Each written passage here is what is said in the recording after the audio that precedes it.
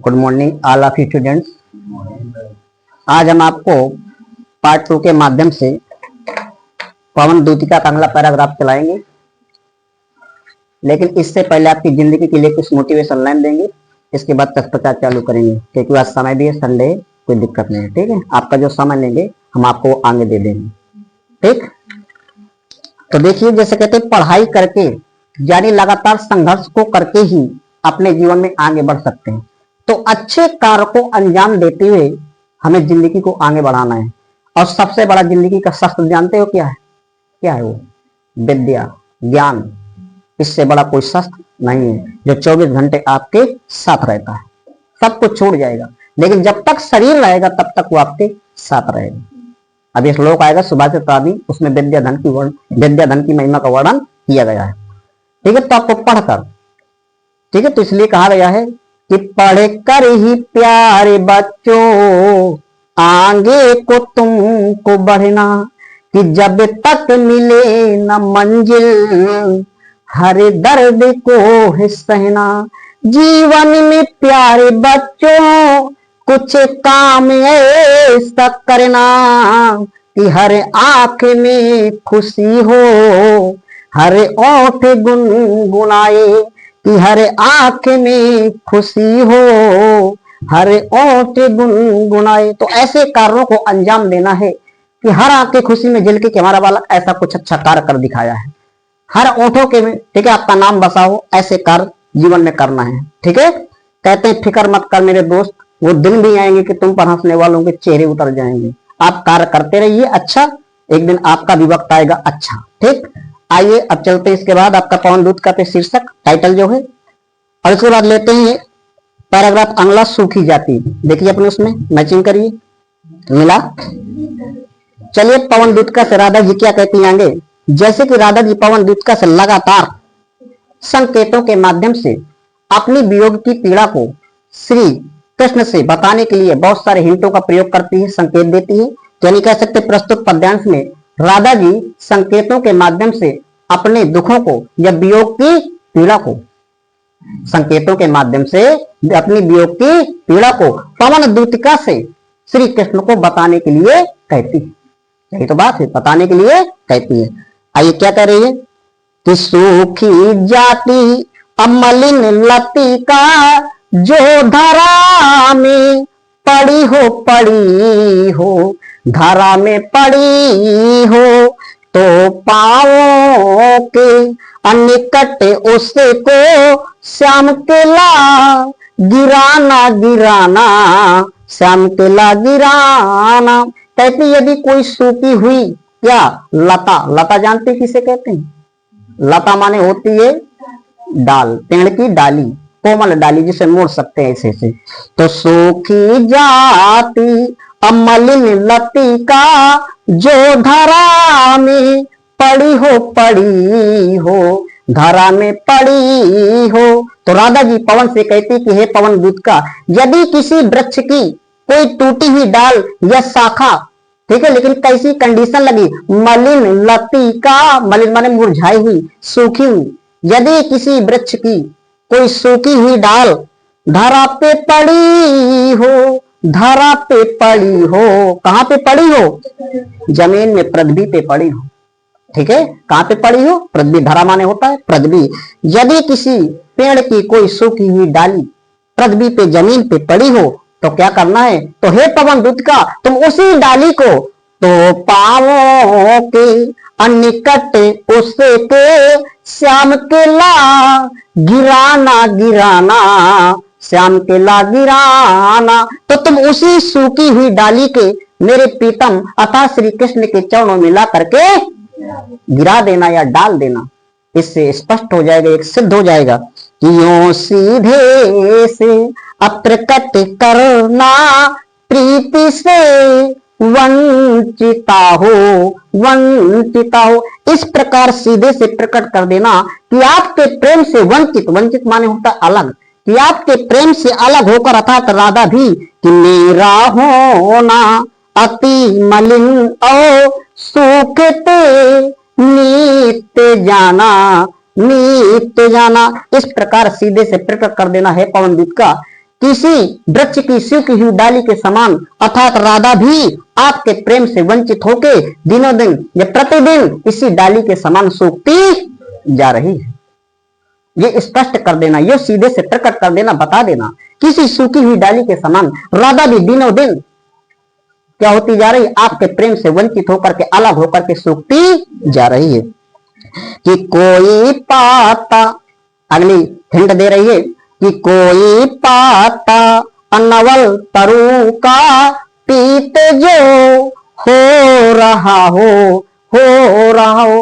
राधा आगे कहती है पवन से कि हे पवन दूत का, यदि किसी कोई पाता, यदि किसी पेड़ का, लेकिन यहाँ पे एक शर्त लगी, नवल तरु का, यदि किसी नए पेड़ का, नवल माने क्या होता है, नया, नवीन, नई, तो नया शब्द को दर्शाता है नवल, ठीक है। तो कह रहे यदि किसी नवीन वृक्ष का कोई पत्ता, कि कोई पाता नवल तरु का पीते जो हो रहा हो, यदि किसी कह रहे कि नवीन वृक्ष का कोई पत्ता, वृक्ष कोई भी हो सकता है, कंडीशन नहीं है, पत्ता किसी वृक्ष का होता है, कंडीशन लगी है वृक्ष नया होना चाहिए, कोई बूढ़ा बाड़ा नहीं होना चाहिए, न बच्चा होना चाहिए, पौधा नहीं होना चाहिए, पेड़ होना चाहिए, वो भी नया होना चाहिए, कंडीशन ये है। अब पत्ता कोई भी हो, पीपल का, बरगद का, महुआ का, आम का, कहीं का हो, लेकिन कोई पत्ता एक्सपर्ट से चलेगा, लेकिन पेड़ जो हो नवल तरु, पेड़ नया होना चाहिए। तो कोई पत्ता नवल तरु का अब पीते जो हो रहा हो, पेड़ नया है लेकिन पत्ते उसके क्या पड़ते जा रहे हो, पीले पड़ते जा रहे हो। यदि नवीन वृक्ष का, ठीक है, यदि नवीन, हे पवन दूत का, राधा पवन से कहती कि हे पवन दूत का, यदि किसी नए वृक्ष का कोई पत्ता लगातार पीला पड़ता जा रहा हो तो क्या करना है, तुम उसी पीले पत्ते का चुनाव करके, ठीक है। आगे कहती, अगली लाइन देखिए, उसी पीले पत्ते को ला करके, तो प्यारे के अद्रगे युगल के सामने ला उसे ही सामने ला उसे ही। तो मेरे प्यारे अर्थात श्री कृष्ण के उसी पत्ते को, अर्थात उसी वृक्ष के पीले पत्ते को मेरे श्री कृष्ण के द्रग माने क्या होता है, नेत्र, युगल बहने जोड़ा, यानी मेरे प्रीतम के दोनों नेत्रों के सामने उसे ला करके, अब क्या करना आगे बता रही है कि धीरे धीरे संभल रखना और उन्हीं बताना उसी तुम पीले पत्ते को धीरे धीरे मेरे प्रीतम के दोनों चंचल नेत्रों के सामने संभाल करके रखना और इस प्रकार उन्हें बता देना और उन्हीं बताना, संभाल कर उस पत्ते को क्या कर देना, मेरे प्रीतम के चंचल नेत्रों के सामने रख देना, ये नेत्रों के सामने रख देना और उन्हें बता देना कि पीला होना प्रबल दुख से प्रोसिता सा हमारा प्रोसिता। आइए क्या इस प्रकार बता देना कि आपके वियोग से प्रबल दुख से, आपके वियोग से प्रबल दुख से प्रोसिता कहते, किसे कहते, प्रोसिता, प्रोसिता कहते वियोगनी, किसे कहते हैं, वियोगनी को। तो वियोगनी के समान मैं भी प्रतिदिन क्या होती जा रही हूँ, इसी पीले पत्ते की भांति पीली पड़ती जा रही हूँ। इस प्रकार बता देना कि मैं भी आपके प्रबल दुख से एक वियोगनी के समान, एक प्रोसिता के समान जो होती है वियोगनी उसे कहते हैं, ठीक है, मैं भी रात दिन पीली पड़ती जा रही हूँ। अर्थात राधा अपने लिए कहती है कि मैं भी इसी पीले पत्ते के समान, एक वियोगनी के समान पीली पड़ती जा रही हूँ, प्रोसिता नायिका के समान जिसे कहते हैं वियोगनी। आइए इस प्रकार ये पैराग्राफ पूर्ण हुआ, ये 2019 में पूछा भी गया था। आइए इससे रिलेटेड कुछ क्वेश्चन आंसर देख लेते हैं संबंधित। पहला क्वेश्चन ध्यान सुने, कह रहे कि राधा पवन से पृथ्वी पर पड़ी हुई लता को क्या करने के लिए कहती है, क्या कहती है, हाँ ठीक है, हाँ। तो राधा पवन से पृथ्वी पर पड़ी हुई लता को लाकर कहां पे, श्री कृष्ण के पांव के निकट या चरणों के निकट लाकर के गिराने को कहती है, चरणों के निकट, यानी कि सीधा वहीं ऊपर होड़ा देश डाल दे तो दब जाता है, ऐसा नहीं, चरणों के पास लाके डाल देना है, सावधानी भी रखना। आगे आइए, कह रहा सूखी लता से राधा कृष्ण को क्या संदेश देना चाहती,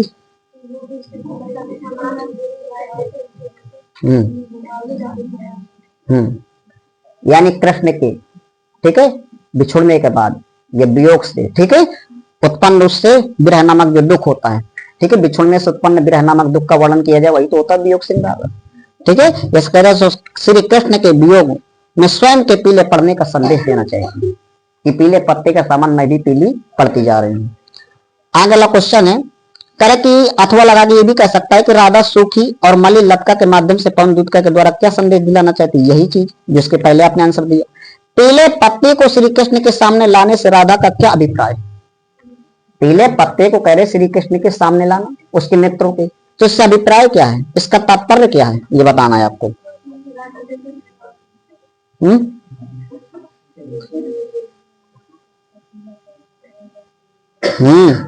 बस ठीक है, ये संदेश है। और सूखी मलिन लटका के माध्यम से क्या संदेश देना चाहती है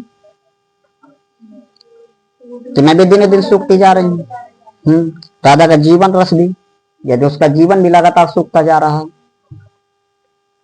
अगला, अब कह रहा कि रेखांकित अंश का भावार्थ लिखिए, अथवा कह रहा उपरयुक्त पद्यांश की रेखांकित पंक्तियों की व्याख्या कीजिए। बात वही है, उपरयुक्त पद्यांश की यानी ऊपर दिए गए पद्यांश की रेखांकित जो अंडरलाइन की गई पंक्तियों की व्याख्या कीजिए, एक्सप्लेन करो, या फिर रेखांकित अंश का भावार्थ लिखिए। पद होती है भाव प्रधान, तो भावार्थ लिखिए।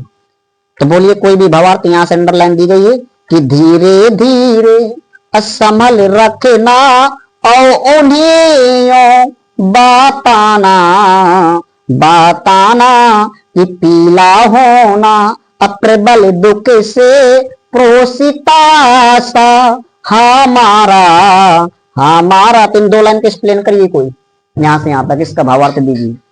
यहीं पे अंडरलाइन की गई है और इसी अंडरलाइन का आपको देना है भावार्थ। करिए।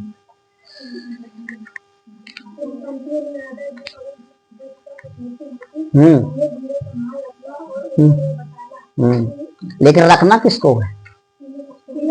हाँ, तो उस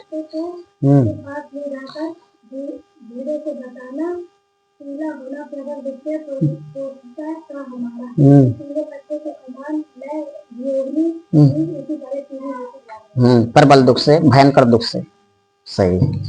तो जब भी व्याख्या करें तो इसके पहले एक लाइन को जरूर लिखना है ना, कि इन रेखांकित अंशों में राधा जी पवन से कहती है कि, अब हमारे फिट कहानी, अब जो कहती है लिखिए, क्या कहती है कि हे पवन दूतिका, एक्सक्लेमेशन का चिन्ह लगा देना।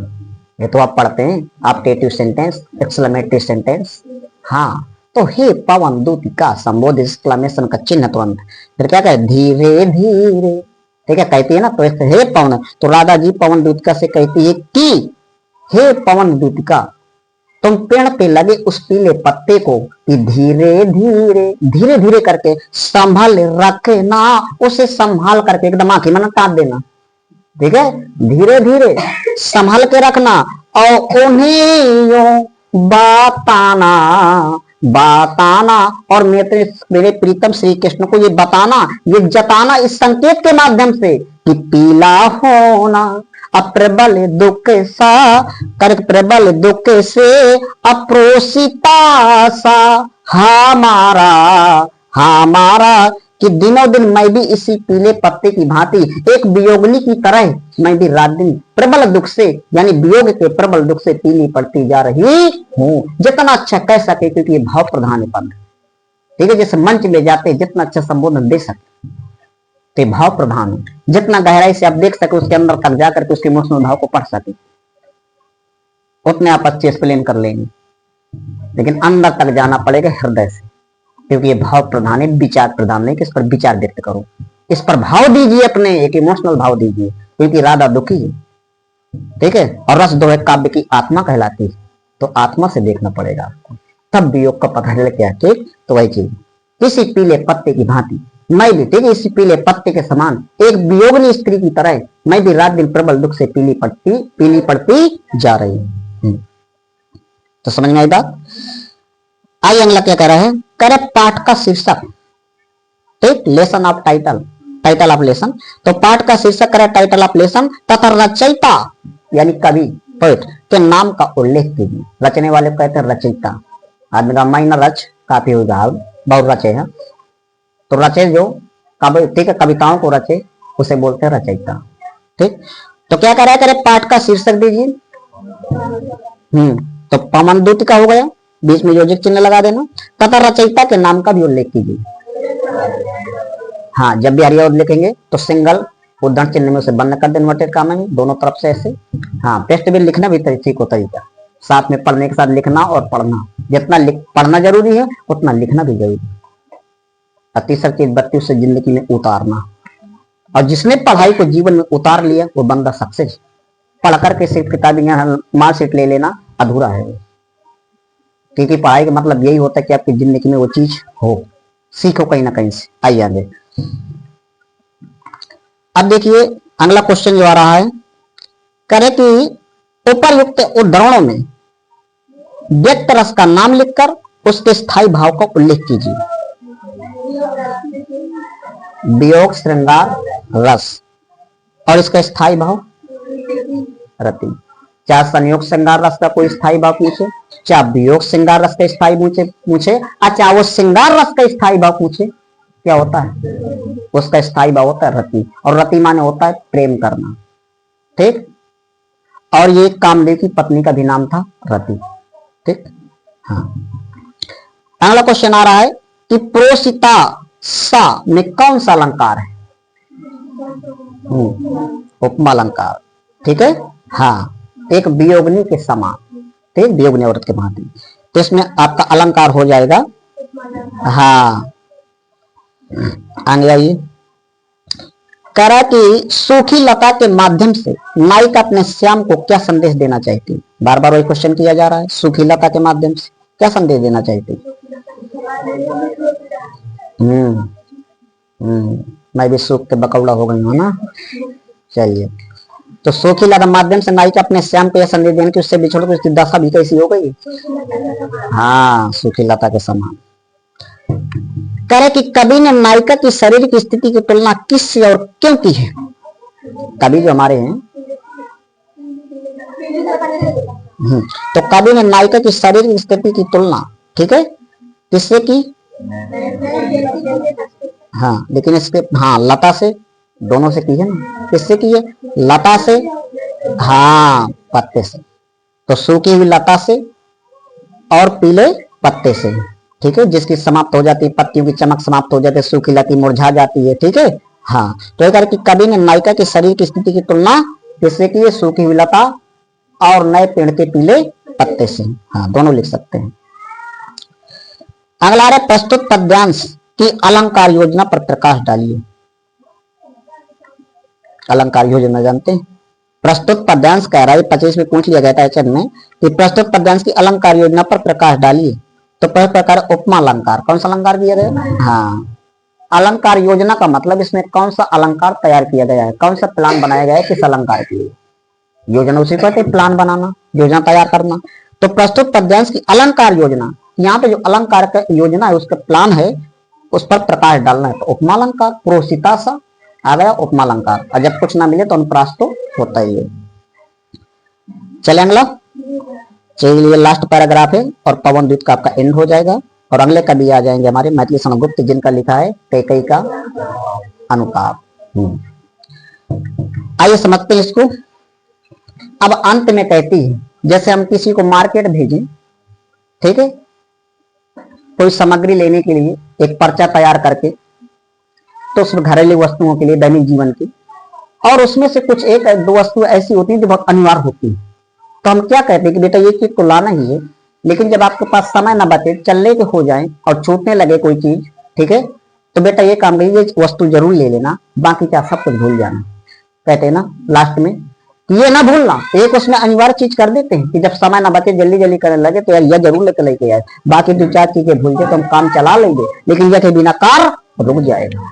होता है ना, ये जरूर करके आना, ये चीज जरूर लेते आना, नहीं पूरा सिस्टम खराब हो जाएगा। तो इसी प्रकार यहाँ भी पवन दूतिका के माध्यम से राधा जी, तो यहाँ भी राधा जी पवन दूतिका से, ठीक, एक ऐसी विनती कर रही लास्ट में, अंत में, कि बड़े बाप को बहुत सारी बातें बताई, सैतन में से दो चार बातें ना कह पाए, रह जाए, तो एक काम जरूर कर लेना। ठीक, तो प्रस्तुत पद्यांश में, ठीक, राधा जी, ठीक है, पवन दूतिका से अंत में पवन दूत का से अंत में एक अनिवार्य कार्य के लिए करने को कहती है। बहुत सारी बातें बता करके लास्ट में से विनती के एक अनिवार्य कार्य, ये जरूर कार्य कर लेना अंत में, ठीक है। आइए देखिए क्या कहती है। जितनी मैंने अभी तक आपको चीजें बताई, तो राधा जी पवन से कहती है, आइए पैराग्राफ लास्ट, न्यू प्यारे को लाइन देखिए, मिला सबको विदित करके, आइए समझे इसको। कर कि यो प्यारे को अविदित करके सर्वे मेरी व्याथाएं व्याथाएं कि धीरे धीरे अवहन करके पाँव की धूली लाना लाना, पाँव की धूली लाना।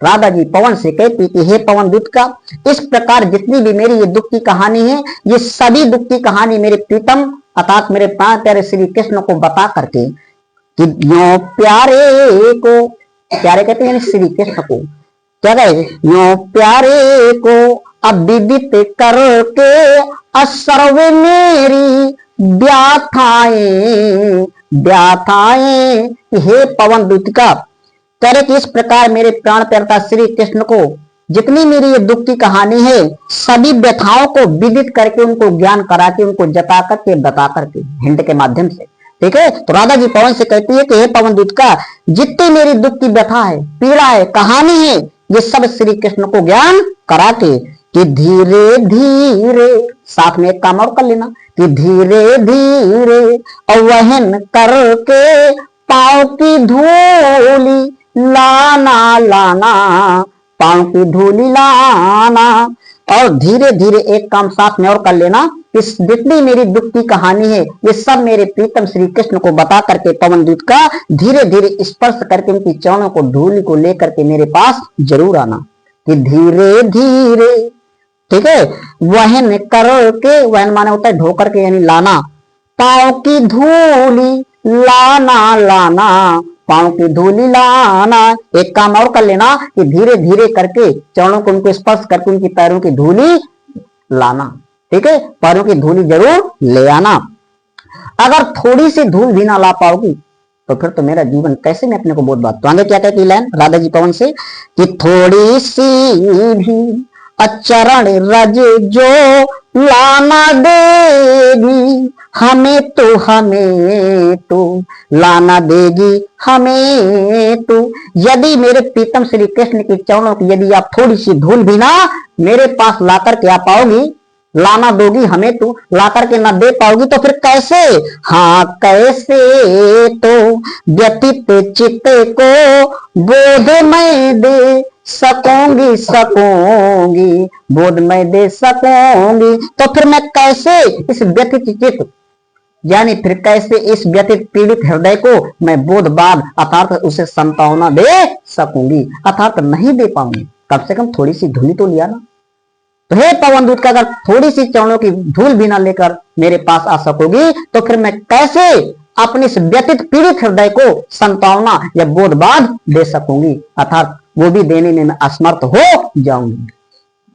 आइए आगे क्या कहती है। मैंने आपको बहुत सारी बातें तो बताई राधा जी, लेकिन इनमें से यदि बातें पूरी ना हो तो एक काम ये जरूर करिए। लास्ट में अंत में कहती है कि पूरी हो ना यदि तुझे से अन्य बातें हमारी अन्य बातें हमारी, तो तू मेरी विनय इतनी अमान ले ओ चली जा मान ले और चली जा।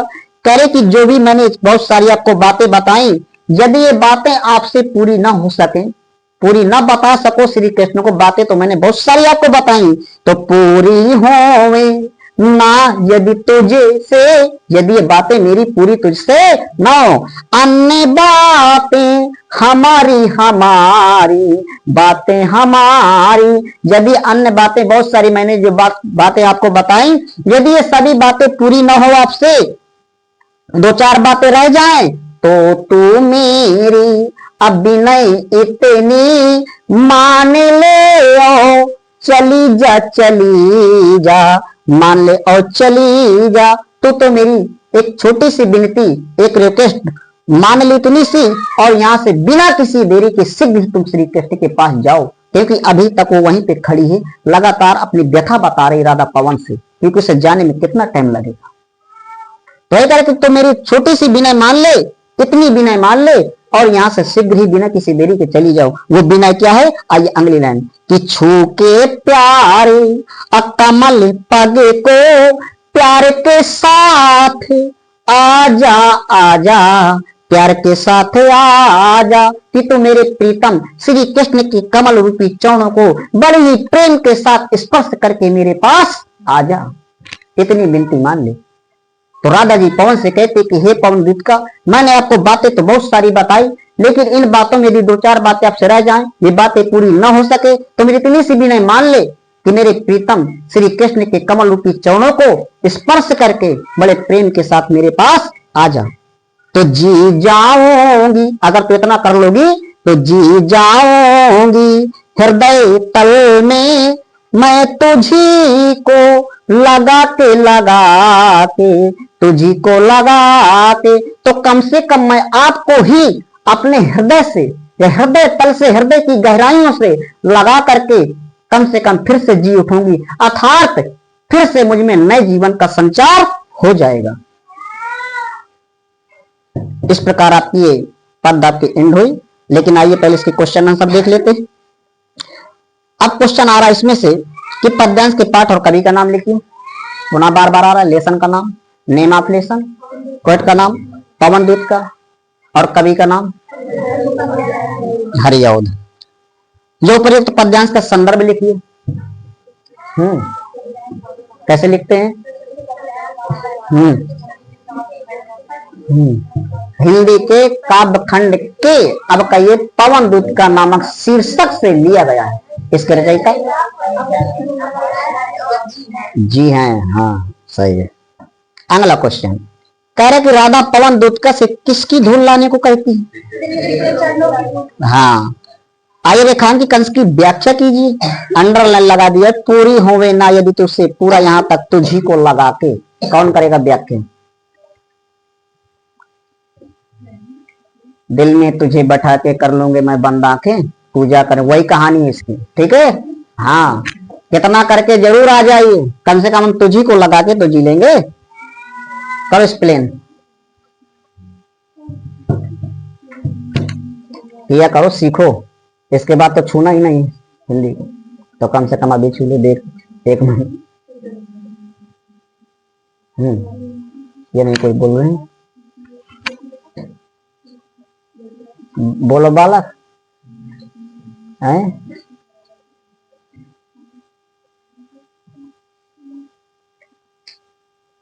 नहीं करता, तुम बोलोगी? बोलो। हम्म हम्म हम्म हम्म हम्म हम्म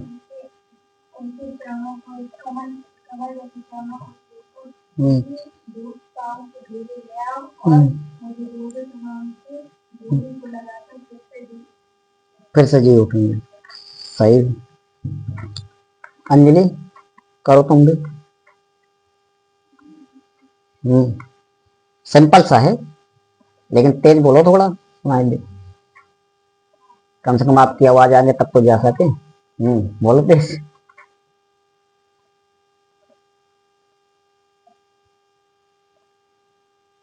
उनके नहीं निकला था आवाज, पता नहीं कौन सी गिर गए, गाज बंद हो गया आवाज। पढ़िए प्रतिमा।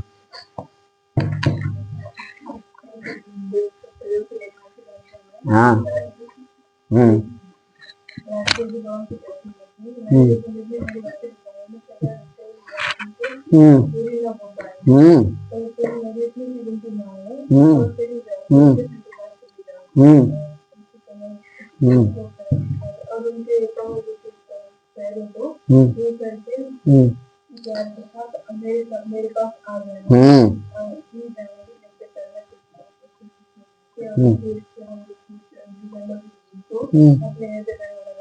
लेकिन यहाँ पे वो हवा को लगा रहे कि कम से कम मैं तुझी को ही आपने हृदय से लगा के जी जाऊंगे, अर्थात कुछ में फिर से नए जीवन का संचार आ जाए, कोई दिक्कत नहीं। सीखते इंसान गलतियों का पुतला है, गलती नहीं करेंगे सीखेंगे कैसे? इंसान ही नियम बनाता है, इंसान ही तोड़ता है। लेकिन तोड़ना चाहिए, कहना चाहिए, सीखना चाहिए। गलतियों से सीखो, और ज्यादातर हो सके तो दूसरों की गलतियों से सीखो, क्योंकि जिंदगी मौके कम, धोखा ज्यादा देती है। अपनी गलतियों से सीखोगे तो सीख नहीं पाओगे, बहुत चीजें चले जाओगे, जीवन भी निकल जाएगा। दूसरों की गलतियों से सीखोगे, जल्दी मंजिल मिलेगी। सीखो दूसरों को, जैसे कोई शराब पी रहा है ना, कैसे उसकी हालत है, तो देख ले भैया, सीख ले। जब मैं पी के ट्राई करी, मैं पहले वही मैं घूमी रोड में, तब फिर मैं सीख पाई, तो बेकार हो यार। फिर अगर देख के नहीं सीख सकते किसी से तो सीख लो, काम ही क्यों करो? पता है कि जहर है तो जरूर के टेस्ट लेना, पहले मर जाओगे टेस्ट लेने में, तो कहा जानोगे जहर का? जानते हैं कि जहर मर जाएंगे, जरूर उस पर टेस्ट लेना। तो सीख लो दूसरों से, ज्यादा बेस्ट रहता है। तो ये तो आपका समाप्त हुआ।